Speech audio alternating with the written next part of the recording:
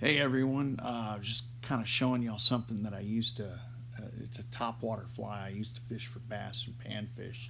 Typically, don't catch huge bass on this, but they can get into the 2 to 3 pound range. So it's fun when you're taking out a 3 or 4 weight fly rod and you want to fish with dry flies. This is a larger dry fly. It's similar to the double wing elk-hair caddis. This fly, because of the longer hook, I was able to put 3 wings on it. As you can see, I'm just kind of putting down a thread layer, and I started back about 2 or 3 eye lengths behind the eye, so it's kind of bare all the way up there. I'm using the really skinny, thin wire. That's to wrap the hackle around the feather. You'll see. Um,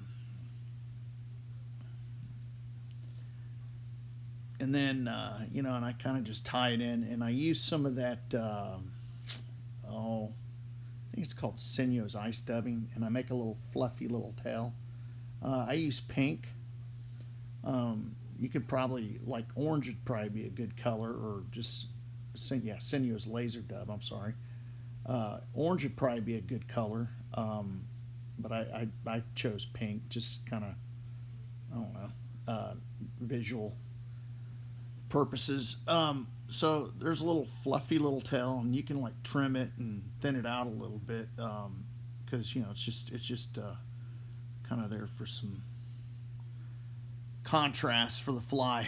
Um, I got the wire tied in, um, and then I'm gonna get that some wax, and my wax stick's really old. And it's kind of got all kinds of stuff sticking to it, but I'm waxing up the string, and I'm gonna dub some of that dry fly dubbing on there. And it's olive. You could use like any natural color, or any color. It just doesn't matter. I got that pink on there for like an indicator kind of thing. But I like a more natural looking fly other than the pink. But I put that on there. It probably really doesn't matter uh, all that much about the color. And I just put a really thin amount on there, to make a small little body. Um, and then I go up to about, I don't know, a third of the hook shank up. And this is a size 10 hook, streamer hook, if I didn't tell you. Put a little bit more on, and I'm prepping this to tie in my. Then what I'm gonna do is do a put in a little palmer little hackle. This is actually an older piece of hackle that had the tip off, but I was like, well, I can use this for the back of the fly. It's no big deal. I'm just kind of trying to trim it up so I can tie it in real nice and good, and then palmer it around the hook. And so this actually is about the size of like a regular dry fly right here, and then with 1 wing in it. Okay, of like a elk hair caddisfly. Okay, and then I'm gonna go ahead and spin that all the way back, and then I'm gonna get the wire, and I'm gonna secure that feather down and wrap forward, and then I'm gonna do a little trim job on the top of it, kind of making it flatten out a little bit. And you will need some floating on this, some gel floating on this fly, because it'll get waterlogged quick. Especially, I mean, like panfish are gonna nail this. I live in a warmer part of the United States. I live in South Texas, so we really don't have winter too much. We might have winter from like 12 a.m. to about I don't know, maybe 10 a.m. And then the rest of the day is kind of like spring until it gets. Okay, I tied in the first wing. It's kind of a mistake, I mean, I don't know why I didn't film it. I don't know what happened. But uh, I, I probably trimmed it a little boxier, and now I'm prepping uh, the wire. I put down some more of that dubbing, and I wrapped that wire around. I didn't palmer any dubbing or any hackles to it. And I cut the wire off and mashed it down.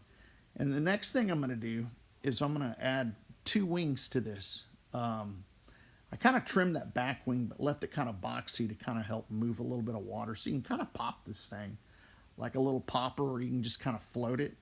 And it'll catch decent sized bass, especially if you just want to go out and mess around with like a 4-weight or something. So let's see here what I got going on here. Oh, I'm hammering the ends of the fiber down. I don't know what happened to that middle part of that video. Golly, I just realized that. I don't have it. I think it turned on picture mode or something, and then took a bunch of pictures. So yeah, you just kind of put that down over that little boxed off head of that elk